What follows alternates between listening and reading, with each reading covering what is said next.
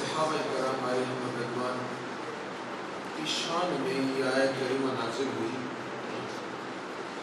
فیہ رجال یحبون ان یتطہروا واللہ یحب المطہرین، کہ اس میں یعنی مسجد قباء میں ایسے لوگ ہیں جو پاک ہونے کو پسند رکھتے ہیں اور اللہ تعالی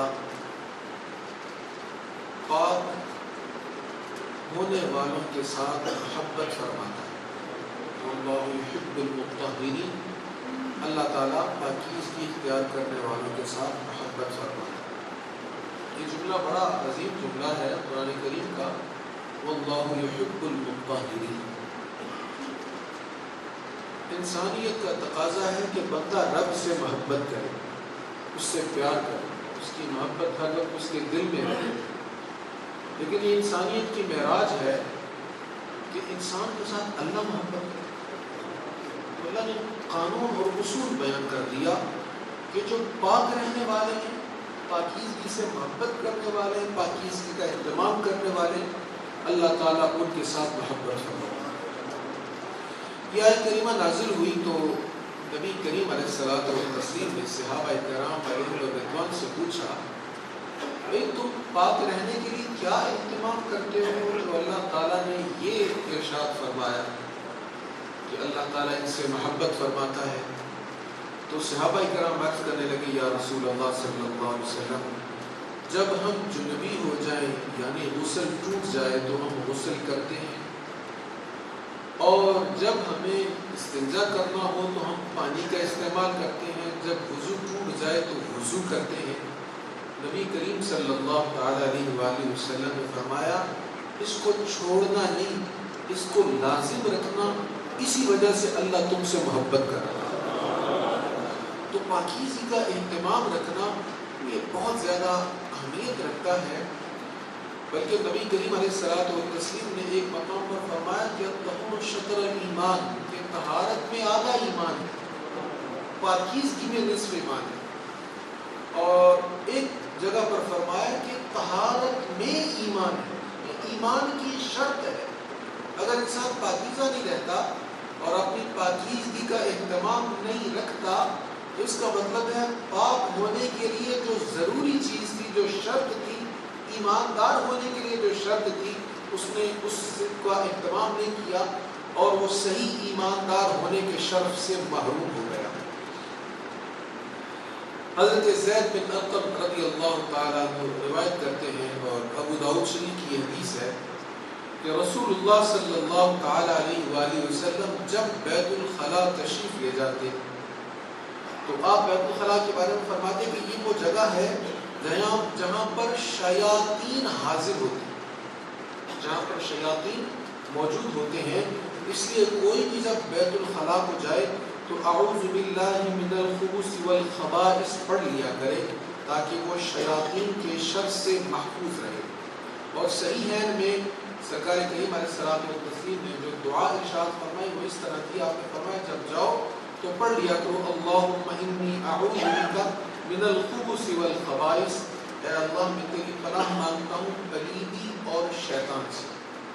تو واش روم میں جب بھی داخل ہونا ہو تو حضور علیہ الصلوۃ والتسلیم کی عطا کی ہوئی اس دعا کو پڑھنے کا معمول ہو جانا چاہیے، لیکن یہ بیت الخلاء کے اندر جا کر نہیں پڑھنی، بیت الخلاء داخل ہونے سے پہلے اس کو پڑھنا ہے، کیونکہ بیت الخلاء ایک ایسا مقام ہے جہاں پر جا کر اللہ عز و جل کا نام، رسول کریم علیہ الصلوۃ والتسلیم کا نام یا دعا یا آیات وغیرہ یا کلمہ شریف نہیں پڑھنا چاہیے، داخل ہونے سے پہلے پڑھنا چاہیے۔ جو لوگ غسل کرتے ہوئے کلمہ شریف پڑھتے ہیں یہ بھی منع ہے، بلکہ گناہ ہے۔ جب بدن ننگا ہو، انسان غسل کر رہا ہو یا استنجا کر رہا ہو، اس وقت دعا پڑھنا تو بے ادبی ہے، وہ آگے بولنا بھی جائز نہیں ہے، گفتگو کرنا بھی جائز نہیں۔ آگے ہم آج کی نشست میں وہ حدیث مبارکہ بھی پڑھیں گے۔ تو یہ دعا بیت الخلاء میں داخل ہونے سے پہلے اس کو پڑھ لینا چاہیے، اللہم انی اعوذ بک من الخبث والخبائث۔ میں دہرا دوں آپ کو، کہلوا دوں آپ کو یہ دعا تاکہ یاد ہو جائے، جن کو یاد ہے ان کی ریویژن ہو جائے گی، ریفریش ہو جائے گی، اور جن کو نہیں آپ کو یاد کر لیں گے۔ میں 3 دفعہ دہراتا ہوں. اللہم انی اعوذ بک من الخبث والخبائث. یہ خبث وہی ہے جو خبیث میں جو حروف ہے اسی سے یہ خبث اور خبائث ہے. اللہم انی اعوذ بک من الخبث والخبائث. اللہم انی اعوذ بک من الخبث والخبائث. تو یہ پوری دعا ہے جو سرکار کریم علیہ الصلوۃ والتسلیم نے عطا فرمائی. اللہم انی اعوذ بک من الخبث والخبائث. صحیح بخاری اور صحیح مسلم میں یہ حدیث مبارک ہے. تو بیت الخلاء جانے سے پہلے اس دعا کو پڑھ لیں. نہ یاد ہو تو اس دعا کو ریسرچ کرنا مشکل نہیں ہے, مجھ سے رابطہ کریں, میں بھی آپ کو پیش کر دوں گا. اور اگر پھر بھی یاد نہ ہو تو بیت الخلاء میں جانے سے پہلے پنجابی میں یا اردو میں کہہ لیں, یا اللہ میں تیری پناہ مانگتا ہوں نجاست سے اور شیاطین سے, میں تیری پناہ مانگتا ہوں. تو اللہ تعالیٰ تو ساری بولیاں ساری زبانیں جانتا ہے. تو اگر دعا پڑھ لیں, کیونکہ دعا میں وہ الفاظ ہیں جو سرکار کریم علیہ السلام کی زبان مبارک سے ادا ہوتا ہے, اس میں برکت بہت زیادہ ہے. یاد ہو جائے تو بہت اچھا, نہیں تو ایسے ہی کہہ لیں تو یہ بھی انشاءاللہ اس میں بھی برکت نصیب ہو. بیت الخلاء سے جب باہر آئے, اس پر بھی حدیث مبارکہ ہے. ام المؤمنین حضرت سیدہ عائشہ صدیقہ رضی اللہ تعالی عنہا نے ارشاد فرمایا کہ نبی کریم صلی اللہ تعالی علیہ وآلہ وسلم جب بیت الخلاء سے باہر تشریف لاتے تو آپ کہتے غفرانک, چھوٹا سا لفظ غفرانک, بس اتنا کہا کرتے. اور بھی احادیث ہیں جن میں لمبی دعائیں ہیں, لیکن یہ بھی حدیث مبارکہ ہے جو سیدہ عائشہ صدیقہ رضی اللہ تعالی عنہا روایت کر رہی ہیں. اور جو دعائیں ہیں وہ لمبی ہیں, ان کا ترجمہ میں عرض کر دیتا ہوں. وہ باہر آ کر یہ بھی دعا مانگتے, یا اللہ تیرا شکر کہ تو نے اس اذیت سے مجھے نجات عطا فرمائی. تو جو کچھ جسم سے نکلا ہے وہ اگر جسم میں رہ جائے تو اذیت ہے, تو تکلیف اور مصیبت ہے. پانی نہ نکلے اپنے وقت پر یہ بھی اذیت ہے, اور جو کھایا ہے وہ بھی نہ نکلے تو یہ بھی اذیت ہے. دونوں میں بیماریاں ہیں.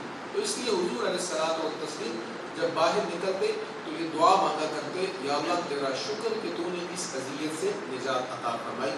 الحمدللہ بھی کہہ لینا کافی ہے, اور غفرانک کہہ لینا بھی کافی ہے. بیت الخلاء میں جانے کے آداب میں سے اہم ترین یہ ہے کہ بیت الخلاء میں جب داخل ہوں تو بایاں قدم اندر رکھنا چاہیے, اور جب نکلے تو دایاں قدم رکھنا چاہیے. یہ آداب میں سے فقہا نے لکھا. متعدد کتب میں یہ حدیث مبارکہ ہے, اور امام بخاری نے بھی اس کو لکھا ہے کہ رسول اللہ صلی اللہ تعالی علیہ وآلہ وسلم نے فرمایا جب بیت الخلاء میں جاؤ تو قبلہ کی طرف اپنا رخ بھی نہ کرو اور قبلہ کی طرف پیٹھ بھی نہ کرو. پرانے بزرگ اس چیز کا بڑا اہتمام رکھتے تھے. پہلے مستری راج میں بڑے سیانے ہوتے تھے, گھر کا نقشہ بناتے وقت واشوں کی ترتیب ایسی رکھتے تھے کہ نہ رخ ہو قبلہ شریف کی طرف اور نہ ہی پیٹھ ہو. اور یہ مصطفیٰ کریم علیہ السلام کی حدیث ہے, یہ کسی فقیہ کا بیان کردہ آداب میں سے مسئلہ نہیں, یہ حضور کی حدیث ہے. لہٰذا اس کا اہتمام ہونا چاہیے. نہ تو بیت الخلاء کی طرف ہمارا رخ ہو, اور نہ ہی نہ تو کعبہ شریف کی طرف ہمارا رخ ہونا چاہیے, اور نہ ہی کعبہ شریف کی طرف ہماری پیٹھ ہونی چاہیے. اسی حدیث میں نبی رحمت صلی اللہ تعالی علیہ وآلہ وسلم نے اپنی امت کی تربیت فرماتے ہوئے یہ بھی ارشاد فرمایا کہ اپنا دایاں ہاتھ اپنے اعضاء کے ساتھ مس نہ کرو, اور دائیں ہاتھ کے ساتھ استنجا نہ کرو, بلکہ بائیں ہاتھ کے ساتھ استنجا کرو. حضرت سیدنا انس رضی اللہ تعالیٰ عنہ روایت کرتے ہیں, ابو داؤد شریف کی یہ حدیث ہے کہ رسول اللہ صلی اللہ تعالیٰ علیہ وآلہ وسلم جب بھی بیت الخلاء تشریف لے جاتے تو آپ اپنی انگوٹھی مبارک کو اتار لیا کرتے. اس کی وجہ کیا ہے؟ محدثین نے اس کی وجہ یہ لکھی ہے کہ حضور علیہ الصلوۃ والتسلیم کی انگوٹھی مبارک پر محمد رسول اللہ لکھا. تو یہ شارحین نے اس کی شرح میں لکھا ہے کہ اس کو اتارنے کی وجہ ان الفاظ کی تکریم تھی, ان کی عزت کی وجہ سے ان کو اتارا جاتا تھا. اسی سے اس مسئلے کا بھی استنباط ہے کہ اگر جیب میں کوئی متبرک آیات وغیرہ ہیں یا کچھ ایسی چیز ہے تو اس کو بھی بہتر ہے کہ جیب سے نکال لیا جائے بیت الخلاء جانے سے پہلے. لیکن یہ بھی علماء نے مسئلہ بیان کیا کہ اگر وہ اچھی طرح کور ہو اور وہاں تک اسمیل پہنچنے کا اندیشہ نہ ہو تو پھر لے جانے میں کوئی حرج بھی نہیں. کچھ مسائل ایسے ہیں ان میں احتیاط ہوتی ہے، لیکن کبھی کبھی ایسا ہوتا ہے احتیاط میں لوگ اس حد تک پہنچ جاتے ہیں جہاں پر پھر شرعی نقصان ہونا شروع ہو جاتا ہے. مثلاً کچھ لوگوں نے یہ سمجھ لیا کہ ہمارے سیل فون کے اندر اگر قرآن کریم ہے تو شاید یہ بھی بے ادبی ہے، وہ ڈیلیٹ ہو جاتا ہے تو یہ گناہ ہو گیا. یا ہمارے فون کے اندر کچھ آیات ہیں یا قرآن کریم ہے تو ہم فون بھی واش روم میں لے کر نہیں جا سکتے، یہ بھی قرآن کریم کی بے ادبی ہو جائے گی. اب پھر اس کا کیا نتیجہ نکلا؟ اب فون کا اتنا اہتمام تو مشکل ہوا، پھر انہوں نے کیا یہ احتیاط یہ کی کہ ہم قرآن کریم فون میں رکھتے ہی نہیں، ہم آیات رکھتے ہی نہیں، ہم نے کچھ پڑھنا ہے، کوئی وظیفہ ہے، کوئی اوراد ہے، ہم رکھتے ہی نہیں کہیں بے ادبی نہ ہو. تو ایسی احتیاط جس میں شرعی حرج ہو، ایسی احتیاط سے احتیاط کرنی چاہیے. اسلام میں اتنی سختی نہیں ہے. علماء کرام کے اس پر فتاویٰ جات موجود ہیں کہ قرآن کریم کی جتنی بھی سافٹ کاپیز جو ہیں جو پیڈ میں یا کمپیوٹر میں یا فون میں استعمال ہو رہی ہیں ان کو رکھنا جائز ہے اور ان کا پڑھنا جائز ہے، اور اس کے پڑھنے کا ثواب وہی ہے جو مصحف کتاب کو دیکھ کر پڑھنے کا ثواب ہے، اس میں کوئی کمی نہیں. حضرت جابر رضی اللہ تعالیٰ عنہ روایت کرتے ہیں، یہ بھی ابو داؤد شریف کی حدیث ہے کہ نبی کریم صلی اللہ تعالیٰ علیہ وآلہ وسلم قضاء حاجت کے لیے جب تشریف لے جاتے تو اتنی دور تشریف لے جاتے کہ کسی کی نظر وہاں پر نہ پڑے.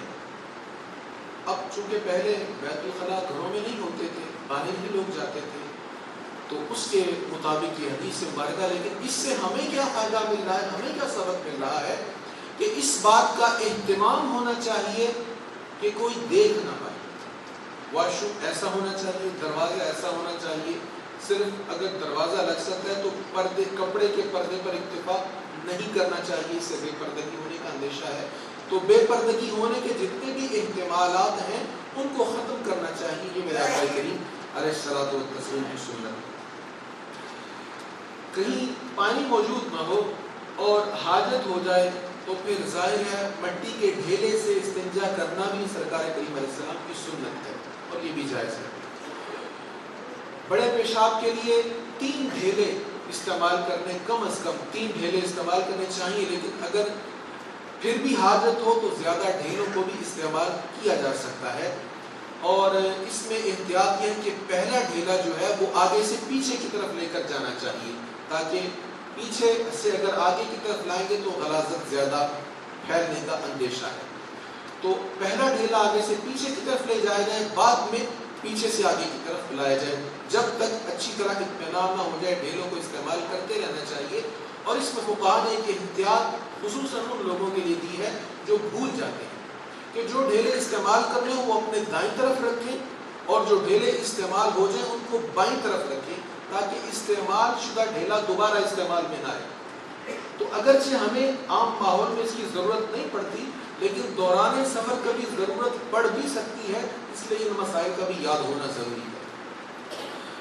سرکار کریم صلی اللہ تعالیٰ علیہ وآلہ وسلم نے اسی ضمن میں ایک حدیث ارشاد فرمایا. حضرت عبداللہ ابن مسعود اس کی روایت کرتے ہیں، حضور علیہ الصلوۃ والسلام نے فرمایا گوبر اور ہڈیوں پر استنجا نہ کرو. بہت ساری چیزیں جن سے زمین کی ہیں، زمین کی اجناس میں سے بہت ساری چیزیں ہیں جن کے ساتھ استنجا کیا جا سکتا ہے پانی نہ ہونے کی صورت میں، لیکن گوبر چونکہ خود نجاست ہے اس لیے اس سے استنجا نہیں کرنا چاہیے. اور ہڈی جو ہے اس سے بھی صفائی نہیں ہوتی، اس کے ساتھ عام طور پر چربی بھی ہو سکتی ہے اور اس میں تھکنس ہے، اور اس سے بھی استنجے سے منع کیا گیا.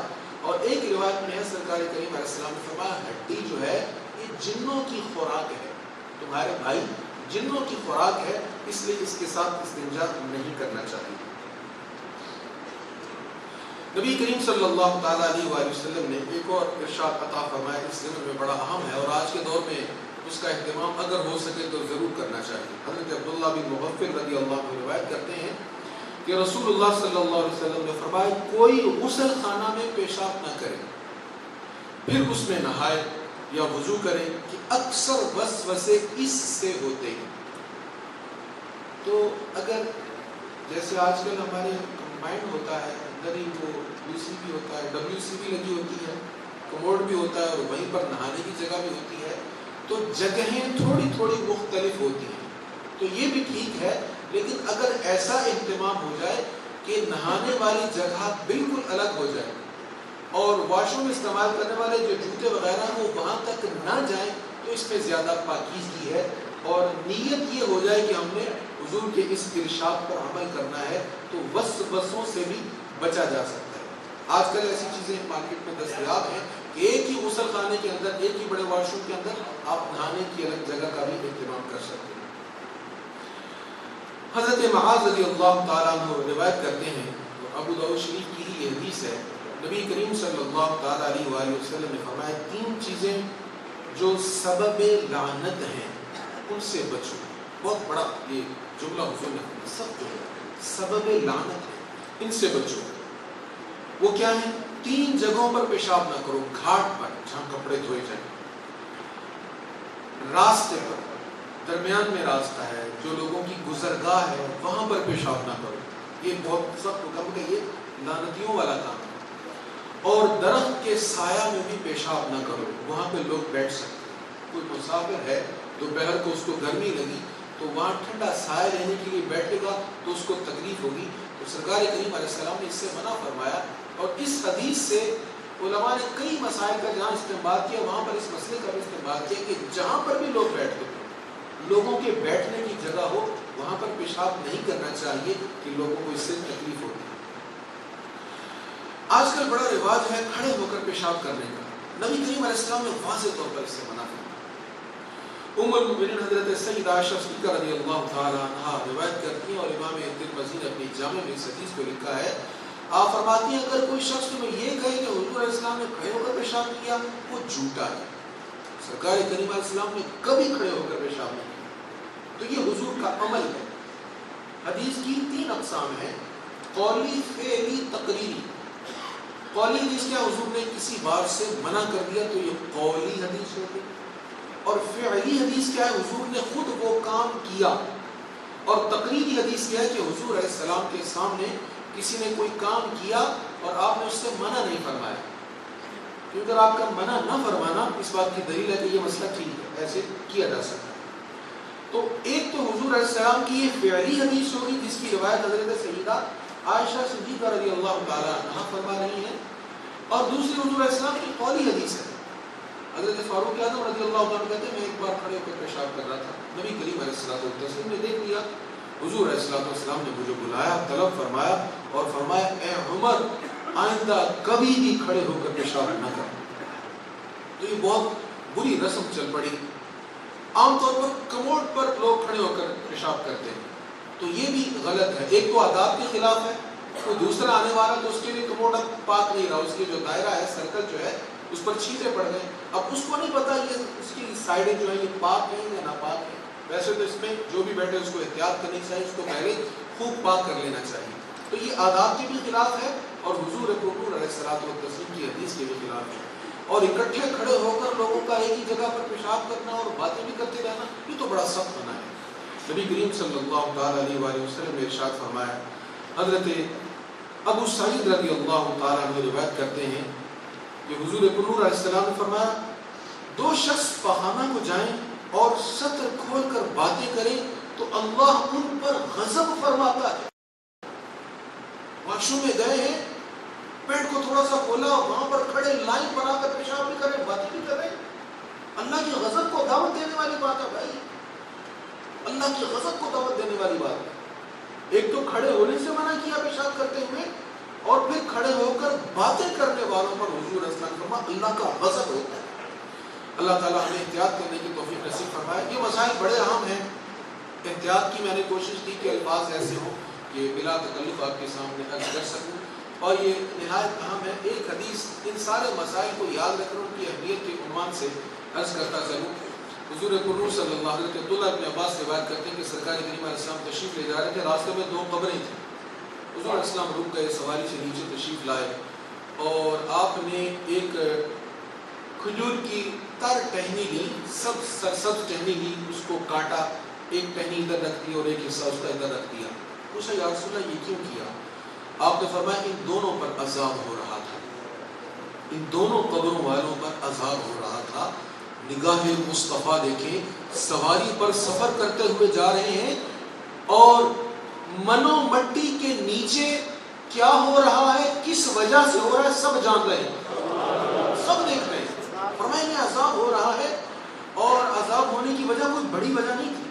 فرمایا ایک پیشاب کے چھینٹوں سے نہیں بچتا تھا اور دوسرا لوگوں کی غیبت اور چغلی کیا کرتا تھا۔